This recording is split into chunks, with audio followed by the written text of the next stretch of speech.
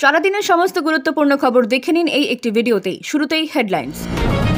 Facebook পোস্টকে ঘিরে বঙ্গ বিজেপিতে বিতর্ক, শুভেন্দুর ভাইয়ের নাম জড়িয়ে হুলস্থুল। মেয়রকে ঘিরে তৃণমূলে গোষ্ঠী কোন্দল, কুণালের বড় সতর্ক বার্তা। বাজেটে বাড়েনি লক্ষ্মীর ভান্ডার, তবে সামনে আসতে পারে বড় ঘোষণা।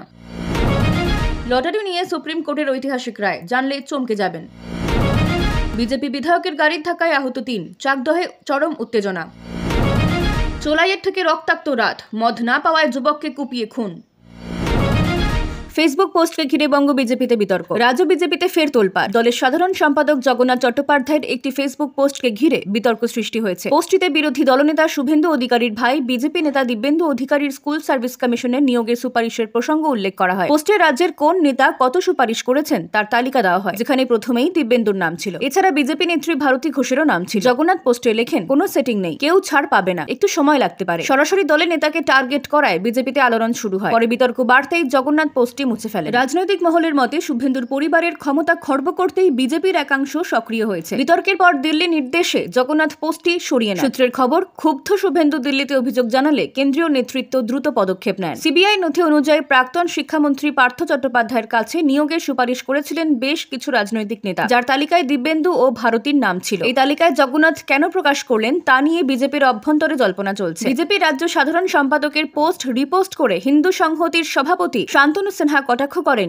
এই প্যারাশুট নেতাদের থেকে তৃণমূল অনেক ভালো। তিনি দাবি করেন এটি ষড়যন্ত্র করে করা হয়েছে। এদিকে দিব্যেন্দু অধিকারীর আইনজীবী জগন্নাথকে লিগ্যাল নোটিশ পাঠিয়েছেন, অভিযোগ করেছেন ইচ্ছাকৃত সম্মানহানি। দিব্যেন্দু জানিয়েছেন আইনি পদক্ষেপ নেওয়া হবে। বিষয়টি নিয়ে বিজেপির রাজ্য সভাপতি সুকান্ত মজুমদার মন্তব্য করেন, মানুষ জলের মতো, যে পাত্রে রাখবে সেই আকার নেবে, নেতারাও তেমন, দল অনুযায়ী কাজ করতে হয়। তার বক্তব্য বিতর্ক কিছুটা এড়িয়ে যাওয়ার চেষ্টা স্পষ্ট।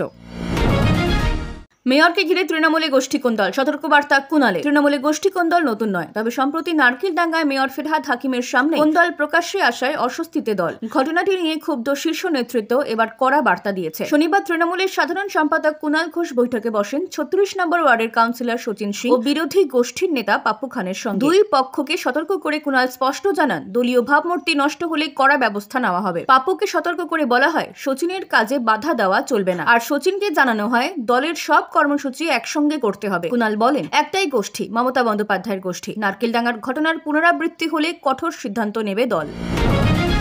বাজেটে বাড়েনি লক্ষ্মীর ভান্ডার, তবে সামনে আসতে পারে বড় ঘোষণা। বাজেট নিয়ে বহু প্রত্যাশা থাকলেও লক্ষ্মীর ভান্ডারের অনুদান বাড়ানো হয়নি, যা অনেককে অবাক করেছে।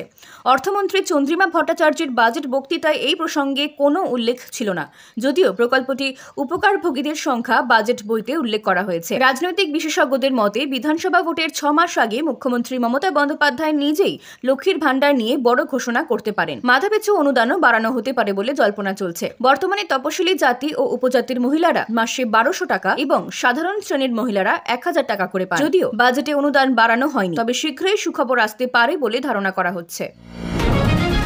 বিজেপি বিধায়কের গাড়ির ধাক্কায় আহত 3, চাকদহে উত্তেজনা। বিজেপি বিধায়ক স্বপন মজুমদারের গাড়ির ধাক্কায় চাকদহে গুরুতর জখম হলেন 3। শুক্রবার বিকেলে নিখর গাজী খালপার এলাকায় বিধায়কের গাড়ির সঙ্গে একটি বাইকের সংঘর্ষ হয়, যার ফলে বাইকের 3 আরোহী রাস্তায় ছিটকে পড়েন। তাদের হাসপাতালে ভর্তি করা হয়েছে। দুর্ঘটনার পর স্থানীয় বাসিন্দারা বিধায়কের গাড়ি ঘিরে বিক্ষোভ দেখান এবং আহতদের চিকিৎসার দাবি তোলেন। প্রায় 1 ঘন্টা ধরে গাড়ি আটকে রাখা হয়। পরিস্থিতি সামলাতে ঘটনাস্থলে ছুটে আসেন বিজেপি বিধায়ক অসীম সরকার, কিন্তু তাকেও বিক্ষোভের মুখে পড়তে হয়। পরে পুলিশ এসে পরিস্থিতি নিয়ন্ত্রণে আনে। বিধায়ক স্বপন মজুমদার জানান, গাড়ির নিয়ন্ত্রণ হারিয়ে দুর্ঘটনা ঘটে। আমি নিজেই আহতদের হাসপাতালে পাঠানোর ব্যবস্থা করেছি এবং প্রয়োজনে চিকিৎসার খরচও দেব।